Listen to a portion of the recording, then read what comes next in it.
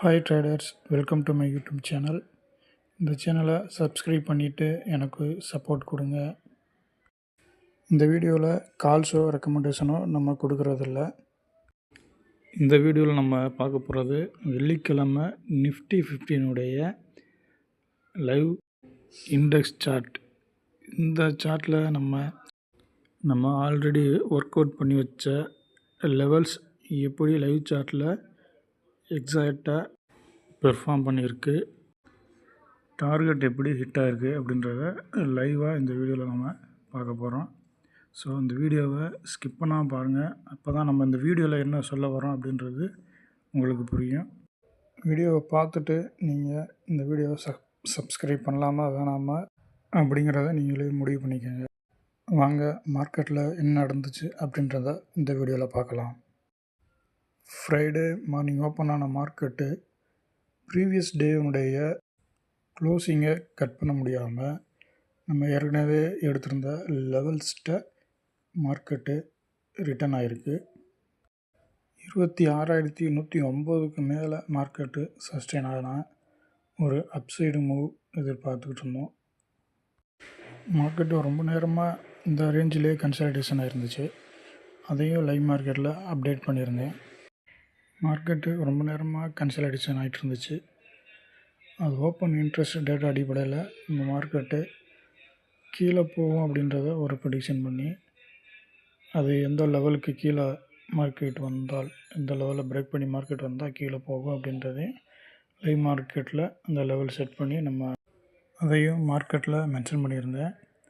இந்த லெவலை market break பண்ணுச்சா டவுன் சைடு எக்ஸ்பெக்டட் அப்படின்னு. ஸோ அதன் அடிப்படையில் ஒரு புட் சைடு 26,100 புட் சைடு 80 ரூபாவில் என்ட்ரி அப்படின்னா ஒரு 10 பாயிண்ட் டார்கெட் வச்சு நம்ம மார்க்கெட்டில் செட் பண்ணியிருந்தேன். டார்கெட் ஹிட் அடிக்குதா இல்லையா அப்படின்றத நம்ம லைவாக அந்த வீடியோவில் பார்க்கலாம்.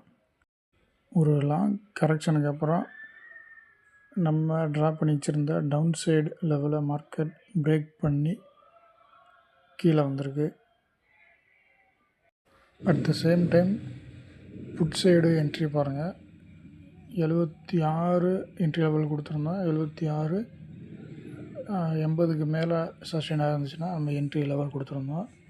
கரெக்டாக அந்த என்ட்ரி லெவல் எடுத்துகிட்டு அந்த 76 to 80 இந்த ரேஞ்சிலே மார்க்கெட்டு புட் ப்ரைஸில் சஸ்டெயின் ஆகிட்டுருக்கு. புட் சைடு நம்ம டார்கெட் ஹிட் ஆயிடுச்சு. வேலையின் காரணமாக நான் அதை ரெக்கார்டு பண்ண முடியல. நான் இண்டெக்ஸ் சார்ட்டில் ஆல்ரெடி இன்னொன்று ஒரு ப்ரெடிக்ஷன் போட்டிருக்கேன். மார்க்கெட்டு அந்த பிளாக் லைனை பிரேக் பண்ணி வந்துச்சு அப்படின்னா 26,000 எக்ஸ்பெக்ட் பண்ணலாம். மார்க்கெட் அந்த லெவல் வரைக்கும் வரும்னு போட்டிருக்கேன்.